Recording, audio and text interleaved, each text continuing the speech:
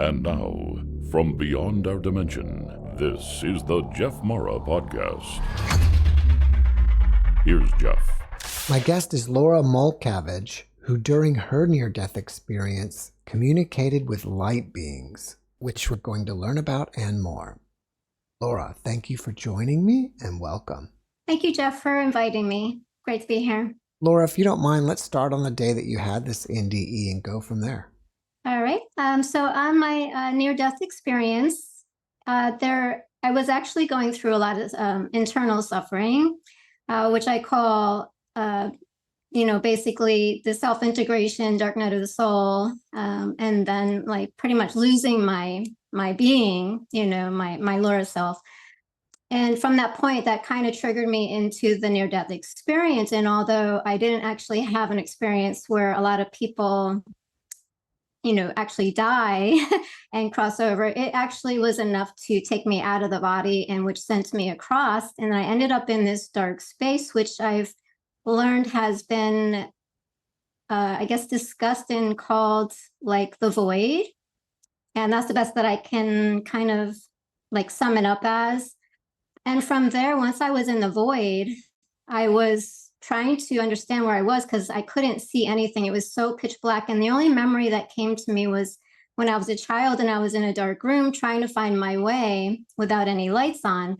And so I had this memory come to just kind of scuffle my feet across the floor so I don't trip and fall. And so I was trying to do that because I couldn't see anything. It was that black. There was nothing. And it was like, well, I don't even have feet. I came to the realizing like I didn't even have a body. Like I couldn't even do that. And I was like, what is going on? So I looked down at my hands and tried to see my body.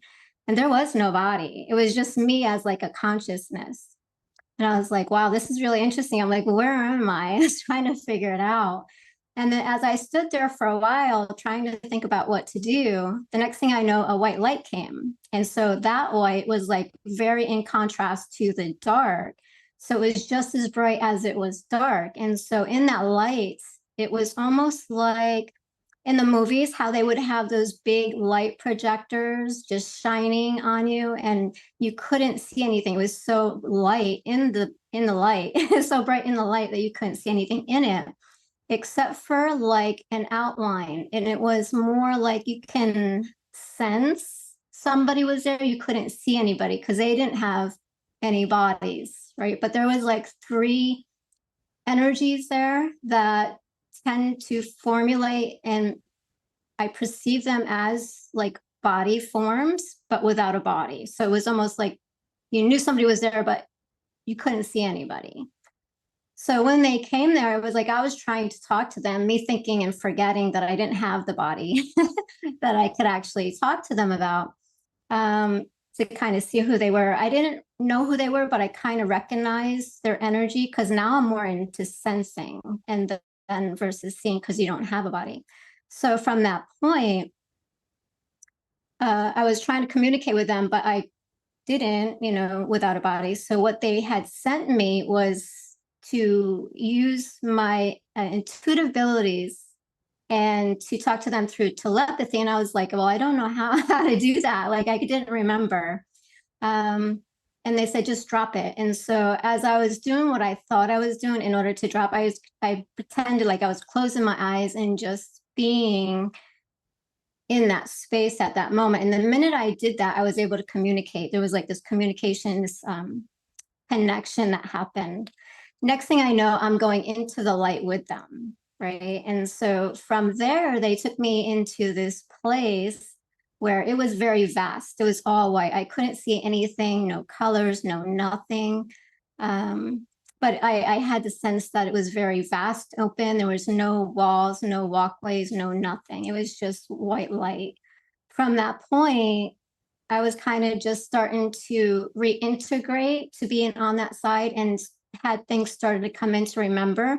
And I started getting this excitement, was like, oh my God, I think I remember where I was. And so I wanted to go and start exploring and run around and see and do. I just had this like feeling like I needed to just go and just run around and just be in joy and bliss, right? It started just all coming back to me. And then at that point, there was being who was like, well, no, come back here. They were ushering me back to this certain area. They didn't want me to go past where I wanted to go. And they were like, well, just wait here. We need to kind of talk with you about, certain things, what's going on. And I was like, well, okay. So I kind of hung out there, but I was like taking in the sights, and it was almost like, it's really hard to explain because you can't really see anything, but you just know it was there. It was like these vast layers of levels of things that were just happening. And it was almost like, I relate, and it's not like outer space kind of stuff, but it was like, it kind of is because there's no boundaries, there's no nothing. And there was things that were just happening on all different levels within that space. It was like records, there was like shelves, there was all kinds, and it was like huge. I mean, you couldn't even have like, there was so much expansion there. I can't, it's hard to really explain. But as I was observing everything that was going on, I could see almost like these things just moving around and things happening and people all over the place. And they were doing things and busy, and whatever these beings were doing, they were just not, paying attention to me, but they wanted me to stay in this one area. So from there, they said, well, we'll have a seat here. And I was like, kind of looking, and I'm like, well, there's nothing to sit on.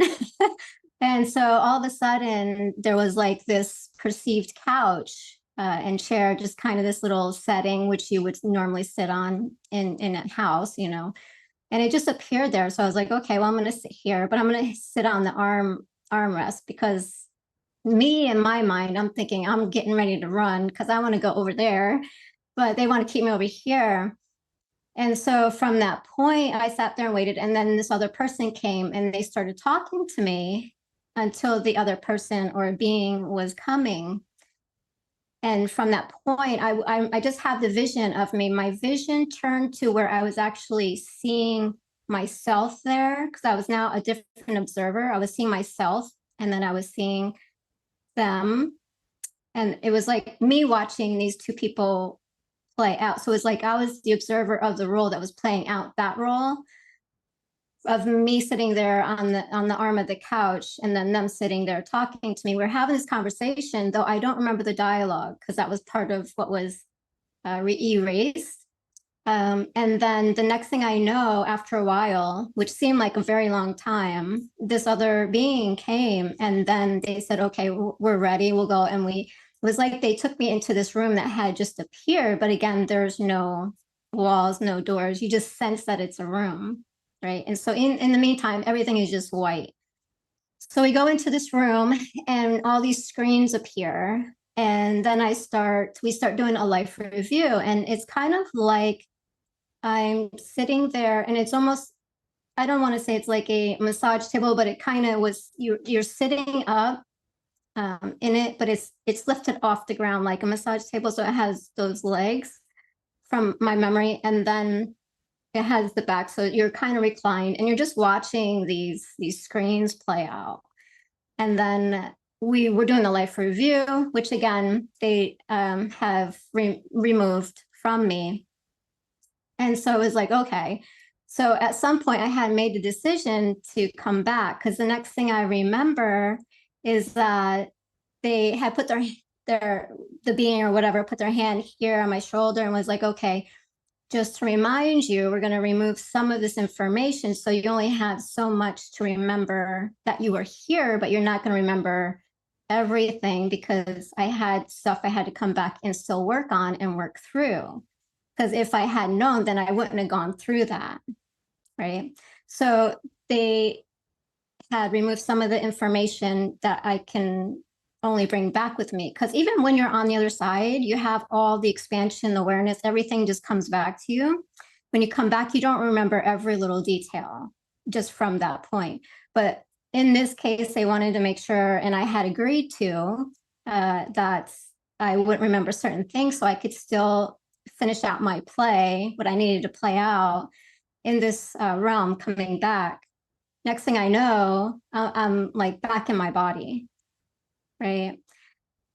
Now, when I had left the body, I was standing by my bed, right? When I had woke up, I was actually in my bed. Now, I don't know how I got from standing next to my body in deep suffering to being in my bed at that point. But when I woke up, I was laying there in bed and I had like the best sleep ever. It was like, I don't know. It's like you couldn't, it's like the best sleep you could ever have. Right. And so from that point, I kind of was like, okay, starting to open my eyes, starting to come back into this realm. And I kind of felt this energy next to me. And I'm like, well, I don't remember like even getting into bed, and I was starting to come to, into my presence, into the physical form again. I was like, I don't even remember coming back to bed, but I know I had a really great sleep. And now I feel this energy next to me. And I'm opening my eyes and I'm facing this side.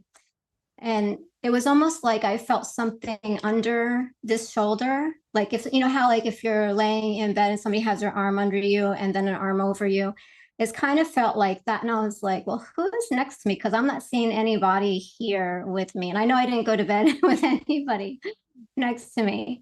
So at that point, I was like, okay, well, maybe I'm not back here. Maybe I'm somewhere else. And so I just reclosed my eyes.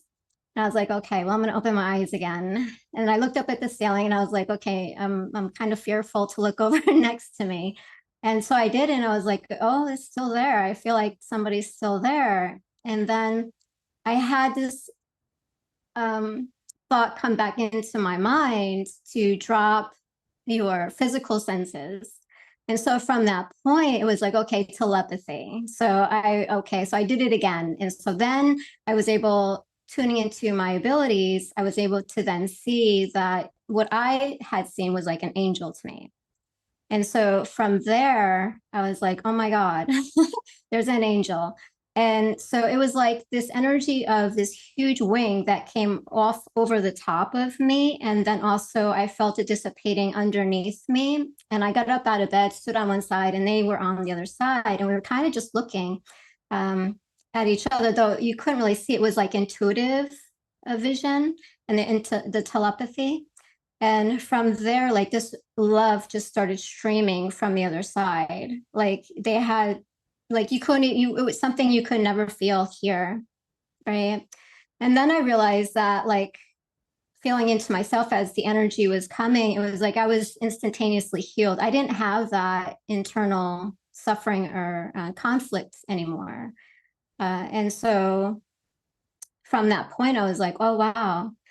Like I'm healed, like I don't have that. And I was so in joy and bliss. And from there, they just said, just remember to go into psychology, right? And so that was giving me the reminder that I needed to go into psychology, which was the path.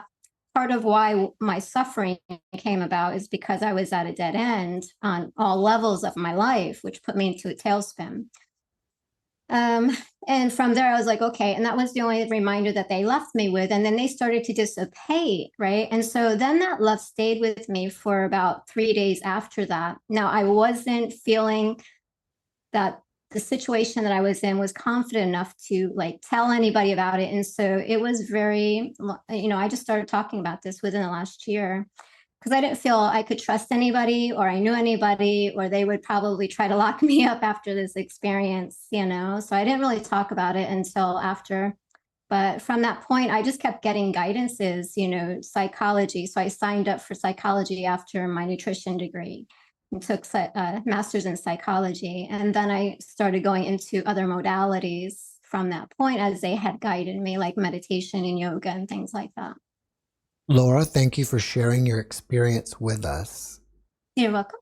Afterwards, did you get any new abilities that could be considered psychic? Yes. So after that point, that really like expanded what I already had, like prior to my awakening there, from the, going on the other side.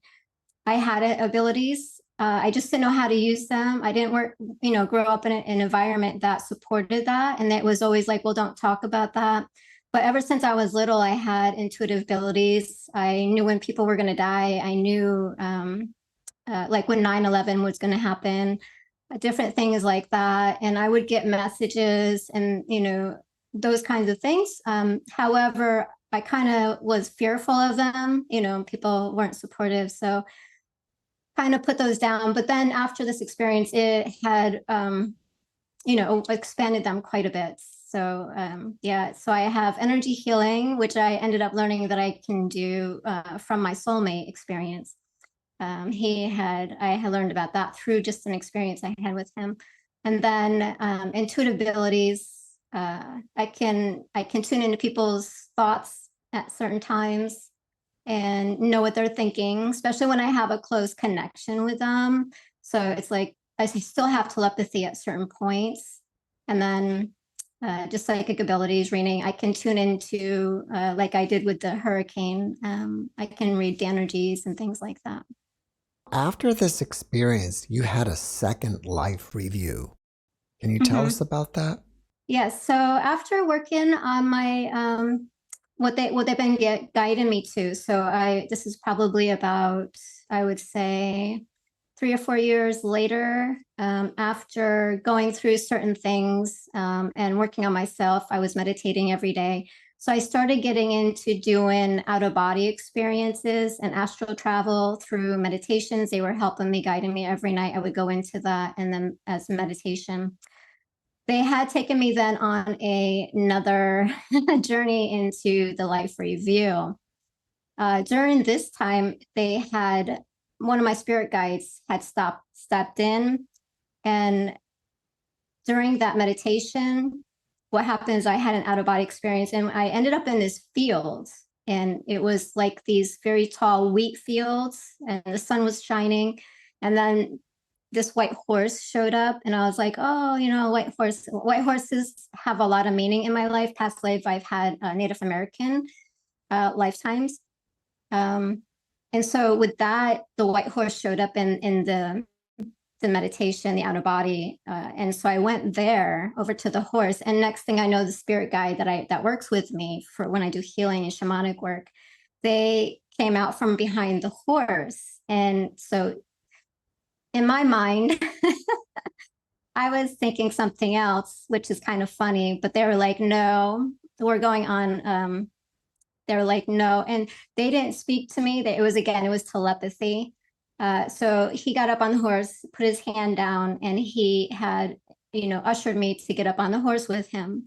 So as we're going on this journey, this ride, I was like, well, where are we going? Right. And so he didn't speak. He wouldn't say anything. And he was just like, he kept putting his hand up, like, you'll see, right? Kind of gesturing that way. And so we started going on this shamanic journey in the out-of-body experience. And every time, it was like I started hearing this shamanic music playing in the background. And it was like every time the music would speed up, it was almost like I was in a ceremony, but I wasn't. I was just out of the body through a meditation. So every time the music would speed up, we would go faster on the horse, and this would speed up time faster. And I would see all these like different parts of my life happening in a stream of consciousness from one life to another life, to another life, to another life. And it's like, well, this is why this happened. This is why this happened. This is why this happened. This is where you are. And they're giving me chills right now. And so, it was like a constant stream of consciousness that I was seeing as they were doing it. And then it would slow down and I was like, okay, are we done yet? He's like, mm-mm. So and then it sped up again. And I was seeing this and this and this and this. So I kept seeing all these different lifetimes of what I've done, what I could have done better. And then it was just a reminder of also, again, why I was here. Because once I was kind of faltering on the line, coming back from my first near-death experience on the other side and coming back. And I was still working through my stuff that I had to work on in this lifetime. And sometimes I would kind of start going off path. And so I believe that's why they brought that other life review back in to like bring me back to point, to keep me on the path, to be like, remember, And so at that point I was like, okay. And then it was probably about like an hour later, that I came out of the meditation from that journey, that I was like, okay, I get it. I'm on the path. I'm on the path. And I had to keep reminding myself so I didn't get caught up, because life takes you off on little journeys, right? So I was like, okay, bringing me back to center. I'm working on this, I'm working on this, and I'm working on that. And so that path then kind of took off into other experiences. Do you still have out-of-body experiences? And if so, are you able to turn around and look at your body laying in your bed? You know, I've never tried doing that intentionally. I did have one, because even when I'm sleeping, I have out-of-body experiences. So I see myself getting up out of the body, and then I go off into, it's almost like a portal that I see, and it's like I go through, and it's like, and then it closes, and then I go on my journey, and then when I come back, it's almost like I know that even though there's no time, I know that I have to be back by a certain time to be in the body for the next part of the play in this lifetime. So there is an opening and a closing to time portals, from my understanding on how I am interpreting it. And so being back in the body, there's been a couple times I almost missed it. And it was like last minute, because I like being on the other side, exploring and expanding and doing things like that. So I kind of push the limit sometimes. And so with that, I have actually seen myself come back into the body, walking back into the body, laying there. But it's not like an intentional thing that I've done, but I've had that experience. Do you fear death? I do not fear death. I actually look forward to it.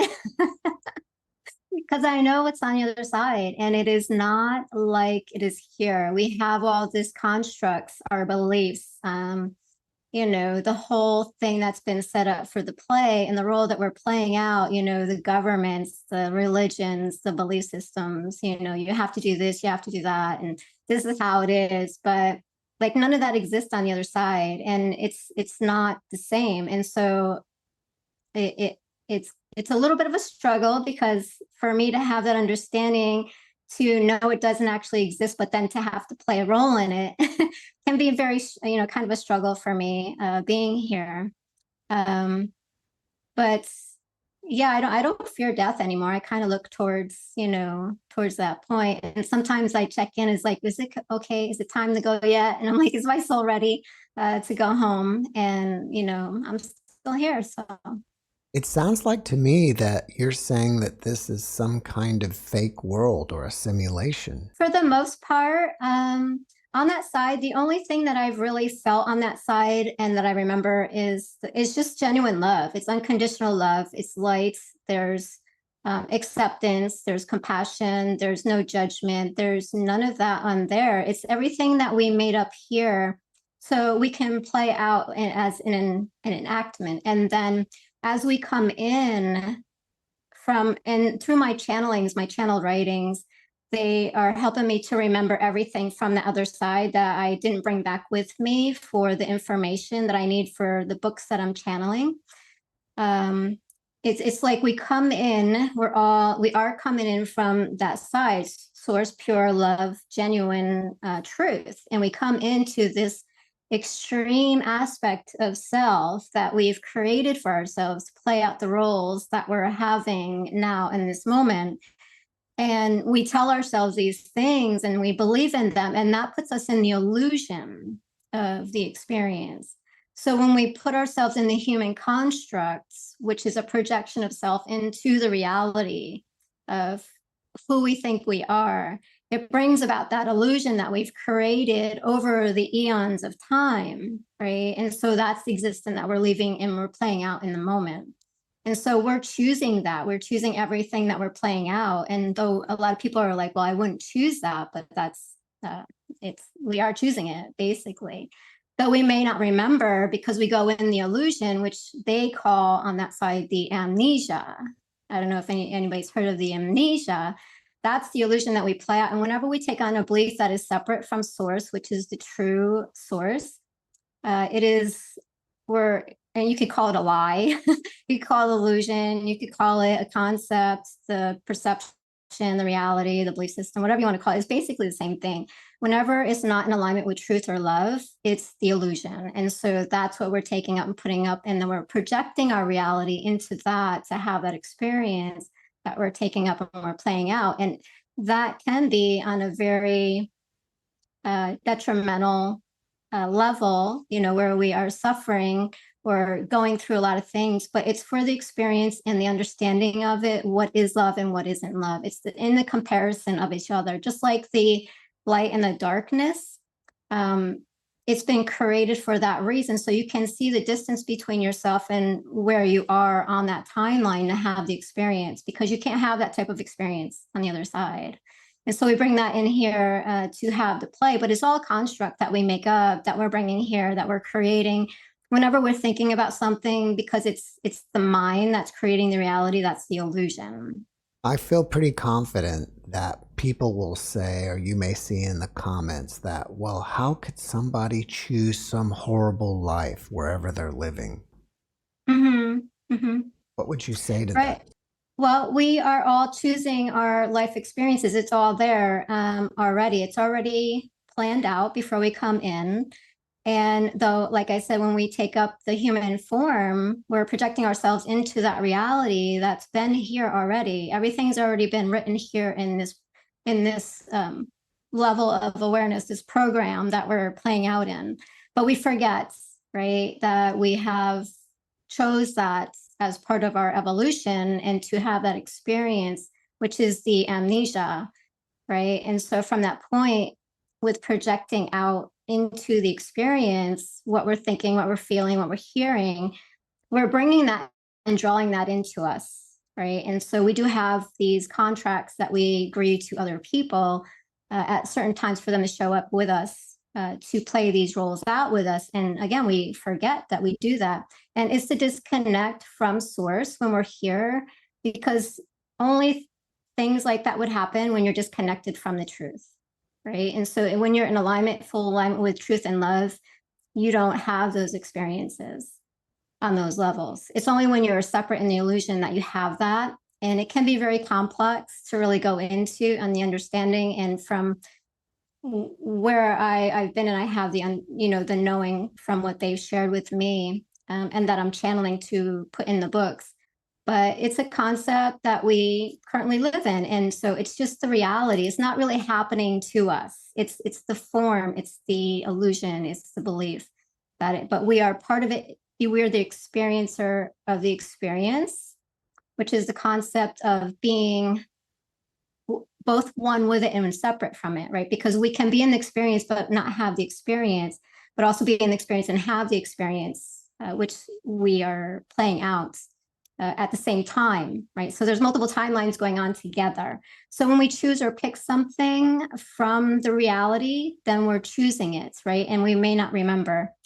And it can be hard to understand and grasp, because it is and can be, like I said, detrimental to our concepts, our mentally, emotionally, physically, whether somebody's doing something to you or you're doing something to somebody else. There's always a part of it that we're playing. We always are choosing something. And just basically by choosing to be separate, we're choosing it to happen, right? Just from that simple fact, if we're choosing to be separate from source, love, truth, and we're choosing to be in that experience to have what is coming, right? But we can always change it, right? So it is generally chosen from before, on the other side, before we come in, mapped off of our previous lifetimes, which is the life reviews that they've shown me how it works.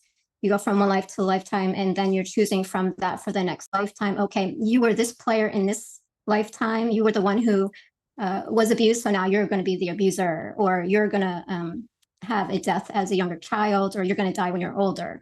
So there are so many different lifetimes and multiple things that we get to experience in this timeline from that perspective, right? And it's not that it's done to us, it's for us, because even in the suffering of that, like in my own journey, like I didn't choose anything per se that I knew of that I went through in my own life. I went through a lot of abuse and things in my own life, right? And I had totally forgotten in my Laura self But in that, I have a lot of understanding and growth and knowledge now, especially going to the other side, because if that didn't happen, then I wouldn't have the understanding and knowing that I have now that I can bring forward in my life. And then that's going to help me in my next incarnation in my evolution. Do you think there's an end point to returning here and you can stay on the other side for eternity?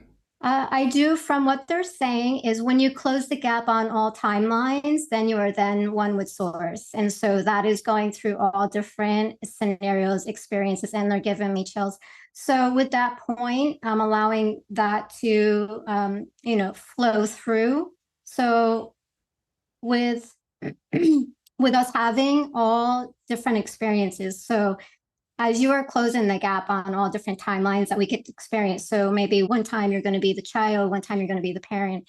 It's all these different timelines. Whenever you're closing the gap on all timelines and bringing everything back into alignment with love, then you're closing the gap and you're one with source. And it's shifting one at a time. It's not all at once. And so as you have what they have been sharing with me, so I can understand it, is when you are closing that gap on a certain situation or understanding or coming into love and understanding with that, then that closes this gap and then that timeline. And then this closes this gap and this timeline. You don't have to re-experience it again because you've already attained it. You've already been there. You already experienced it and you understand it. And so that kind of brings you to a different level of it. And so the experience of bringing that higher to source. Right. And so on those, once you have all those timelines and done, then you're one. You don't need to have the experience here. You can always go on to other different experiences. What inspires you about your NDE? What inspires me is to know that, for one, that we're not alone, that we always have support. We have guides. We have those who are helping us navigate life. We have the ability to tap in and tune in to the other side and gain knowledge and wisdom that we need in our lives. We don't need somebody as an intermediary for us. We have the ability to tap in. All of us do. We are all born naturally of source, the spark, which a lot of people will call it. And it just inspires me to know that there's much more beyond this realm, and that's basically it. Pretty much that we're not alone. We have support. And we can leave the body at any time, actually. It sounds like that you're getting information from beings as well as channeling them. Who are they? So I have had quite a few, and it depends on the information that's coming in. So I've had different times when I was doing, or when I do like energy healing sessions, Jesus may come in. I've had different psychologists come in, Carl Rogers, it's a lot of different beings. It's not just one specific one, and it's whatever I'm currently working on. So I even do like channeled art. So when I art, I have like Picasso and all those other energies that come in because we have access to everything. We can tune into everything that we want. It's all like consciousness, right? So when I'm doing certain things like energy healing or coaching sessions, I may have Babaji come in, Jesus, there's just a lot of other beings, angels, guides. I do work with that Native American a lot during my sessions for healing. So I do have a lot of different ones that do come in and share the information. If you had a friend that was grieving over the loss of a loved one, what kind of advice would you give? That is a good question. On that note, of course you want to be empathetic. I would be very empathetic in that. And though it would be hard for me to kind of bring that, and I was kind of looking into maybe doing doula services actually to help people, because I do life review coaching sessions, one-to-one and group. So people can do their life review now and, work on that. So when they're passing over, it can help them level up faster. But with the passing over process, it can be very, sensitive situation. I don't know that because I've never really talked to anybody, with the passing over, but I would, let them know that, they're going to be moving on, passing over, having new experiences, taking on new lifetimes, having new experiences, and then to just enjoy and, honor the time that you got to spend with them, and to just think of all the good times and not to suffer their death or the loss, because it's not really a loss. You're going to be back over there on the other side, just as we all are. Laura, after watching this podcast, people may want to reach out to you and ask you questions. Are you open to that? Yes. Yep. I'm open to questions. You can email me. I do have a website, Laura Molecavage, at Podia. You can check that out. Again, I do coaching sessions and one-to-one or group sessions. I can teach meditation to help you on your journey. But yes, you can definitely reach out to me for any questions. You have a YouTube channel, right? I do. I have a YouTube channel where I started sharing a lot of the information that I'm channeling as I'm writing the book. I usually go out and do it from the park, and because that's a space that I really feel connected to in nature. So I go out and sit and I start channeling and writing the books that they want me to write. And from there, things that I might feel are important to share, and I do the videos on them. So I have that on my YouTube channel.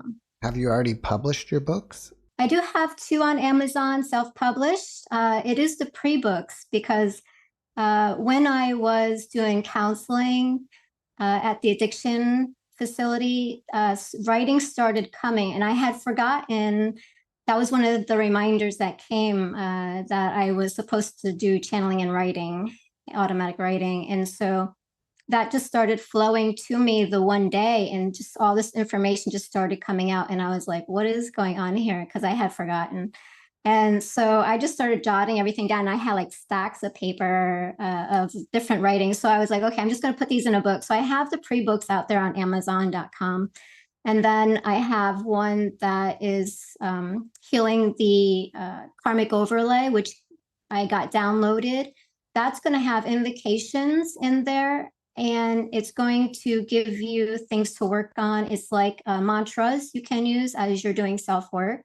It's a process that you can follow, which also goes along with my life coaching or my life review coaching sessions.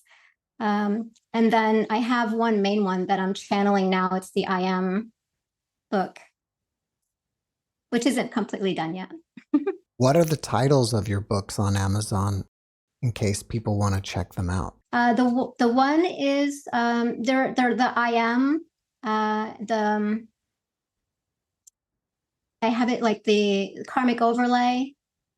Healing the karmic overlay is one of them. That's the invocations. And then I have the other 2, which is the pre-books, and that is going to be the I Am. And then I can give you the links to that. Laura, before we finish up, can you leave us with one last positive message? Yes, everything is the way it's meant to be. Nothing is not meant to be. So just keep going on the journey, tap in, tune in, and stay connected. Everything's going to work out in the end. You don't have to worry about anything. And even though during the suffering, if you're going through that at any time, just, keep going through, because it's going to lead to some place that you're going to get a lot of benefit out of. It's a lot of growth, understanding that comes from that, and evolution. Laura, thank you for your message, and thank you for being my guest. You're welcome. Thank you, Jeff, for inviting me. I was glad to be here. Thanks for watching the JeffMara podcast. I really appreciate you. Another way to show support is through YouTube memberships. And if you do, there are loyalty badges and other perks depending on your level of membership. All you need to do is click the join button underneath the video to find out more. Thank you for your support.